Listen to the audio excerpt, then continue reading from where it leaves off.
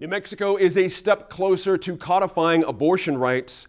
Wednesday evening, the House Judiciary passed a bill out of committee that would guarantee access to reproductive and gender-affirming health care for anyone in the state. The legislation has gotten a lot of recent attention, including criticism from Republicans who've worried the bill was too broad. New Mexico in Focus political correspondent Gwyneth Dolan went to the Roundhouse to gain a better understanding of what's inside the bill and what it would mean for New Mexicans if passed. Representative Serrato, thank you so much for talking to us today.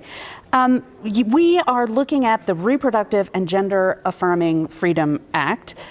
What kind of health care is involved in that umbrella? What are we talking about? So we're looking at the full spectrum of reproductive health care. And it's really important because from the moment you get pregnant, you want to be able to access prenatal health care all the way through, to your entire pregnancy. And the reason that matters is that the line between an emergency C-section and a pregnancy and birth plan that goes exactly to plan is instantaneous, as so many New Mexican mothers and pregnant people know. So we just want to make sure that is fully entailed in there. And then we've also included gender affirming care as well, which is bodily autonomy. And that's included to ensure that people are able to get all of the necessary health care they may need as they're looking at their gender identity. And what are some of the examples of what that means? Yeah, so I mean, especially behavior or therapy or other understandings. What we do know about gender affirming care is that it is suicide prevention. And when young people especially are recognized, it significantly reduces their numbers of drug use, suicide rates. It really helps them feel like they're part of a community. And that's what we're really about in New Mexico, is that everyone can do their things, but it's important that they feel embraced by our communities. So aren't people already free to do all of these things? Like, why do we need a law to protect this? Yeah, so I often talk about when I was pregnant with my first, I had gestational diabetes. And the last 6 to 8 weeks, you go in twice a week for just a 20-minute ultrasound, make sure everything's good. And I was meeting, and this was here in Santa Fe, and I was meeting women that came from hour-plus commutes. They were coming all the way from Taos and beyond because they couldn't get this kind of basic prenatal care. So already, access is difficult here. We don't want to add fear on top of it or confusion about what the laws are. And additionally, we know in New Mexico that people, may live in Chavez County, but they go to Sandoval to get health care. And we want to make sure there's no question about when they're making the best decisions for their health and their family's health, and they're doing that with their doctors, they're not scared that when they go home, they're going to be persecuted or prosecuted. So do we have evidence that this persecution and prosecution is happening? We have examples from other states about how a lot of this is coming out. I have a couple of friends that had to have abortions later in pregnancy, and for them it was a tragedy. They went home to empty nurseries, and that was very difficult for them. But they were able to get the health care they needed, and they were able to have babies later. And that made that was what they needed. And then some of the cases we're seeing come out of Texas, these folks end up having hysterectomies. And that's very difficult to completely alter the plan they had. So again, this is about ensuring that people are not scared to get the health care they need. And what happens if you do not succeed in making this law? Yeah, thank you. I think one of the biggest concerns is that we're going to have just this checkerboard of healthcare laws and policies and how they're applied to people. And again, 8 out of 10 maternal deaths are preventable. We need to know that we're not scared to get the healthcare to ensure that we're reducing that number of maternal deaths. Representative Serrato, thank you so much for talking to us. Yeah, thank you so much for taking the time. We really appreciate it. Representative Jones, thank you so much for talking to us today. Thank you. The sponsor of the bill earlier today told us that this is about protecting access to health care. She spoke as a mom about her own pregnancies, about protecting access to health care from prenatal care to childbirth, birth control and abortion, and gender affirming care.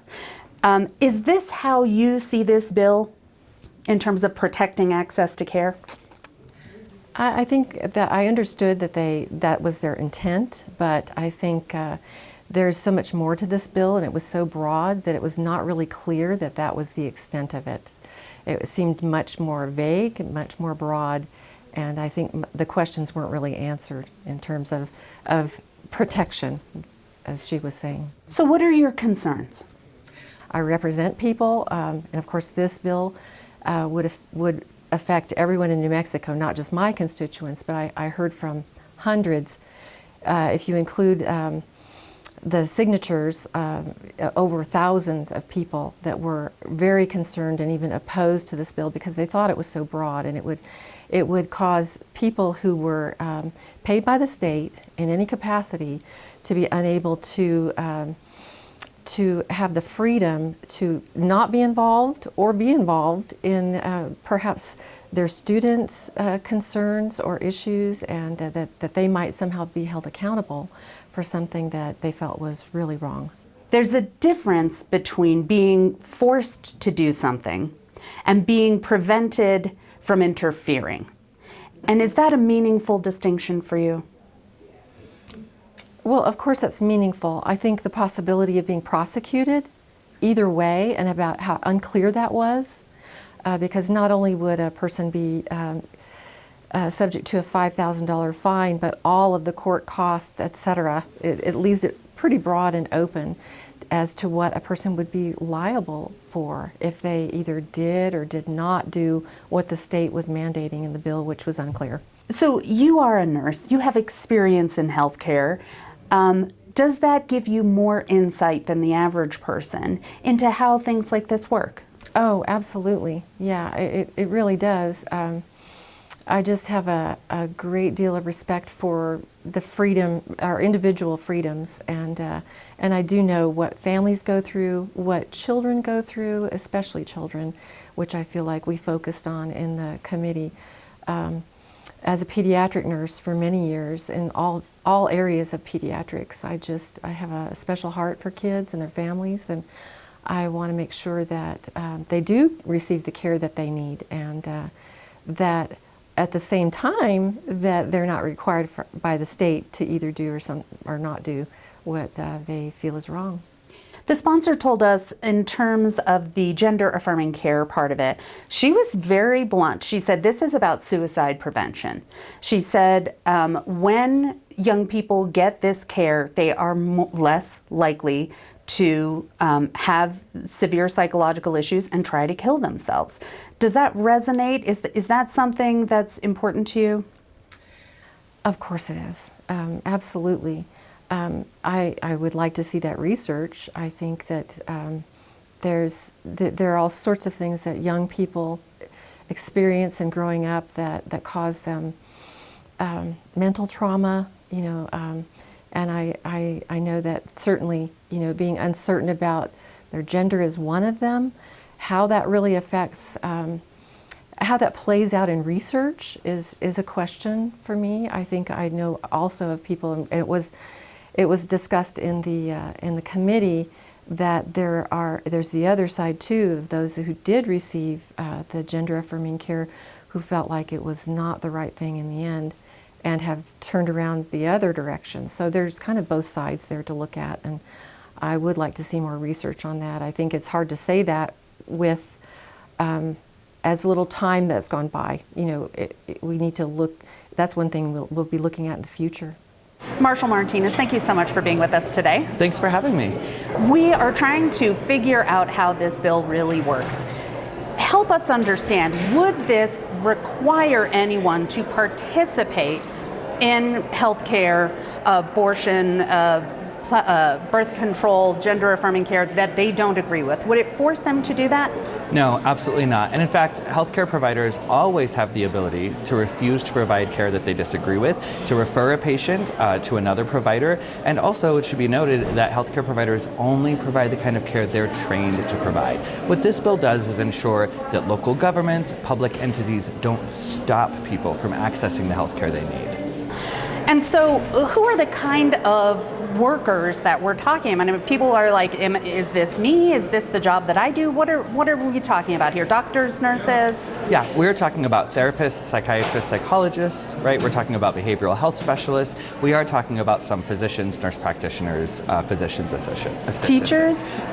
We've been hearing teachers, school nurses, guidance counselors. Those folks don't provide health care, and this bill is not going to require anyone to provide health care that they're not trained to do. We expect teachers to create a safe classroom for their students and educate them. We expect school nurses to handle emergencies. We expect guidance counselors to be there for students to answer questions, to listen to them. Those folks should all refer them to folks in their community, the resources that they might need.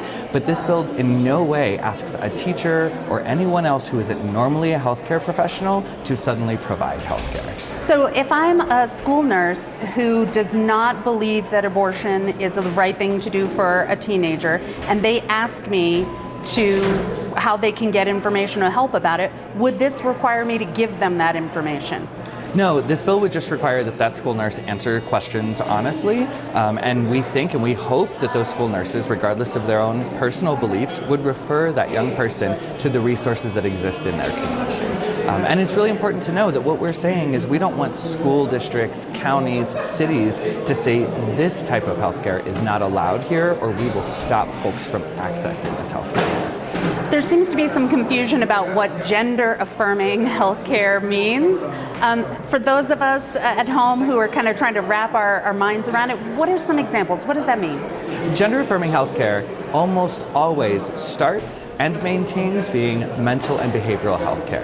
When we send trans folks, especially young trans folks, to access gender-affirming care, what we mean is giving them access to a therapist, to a psychiatrist, psychologist, licensed counselor who will affirm their identity and help them process what it means to live in this world and the trauma that many trans people experience in this world with the lack of understanding and the stigma around trans folks. So we immediately hear all of these ideas about surgeries and all of and some folks access medical care, but not every trans person accesses surgical care. Not every trans person wants medical care, including prescriptions. What we know every trans person wants, needs, and deserves is behavioral and mental health care. To be in a safe space where their identity is affirmed, where they can work out what that means, and how to walk through this world on a daily basis. And it should be noted that gender-affirming healthcare is suicide prevention. What we know is that this is the #1 indicator that a young trans person will live into adulthood without attempting or successfully committing suicide. Giving them access to life-saving, gender-affirming care, which is almost always behavioral and mental health care first.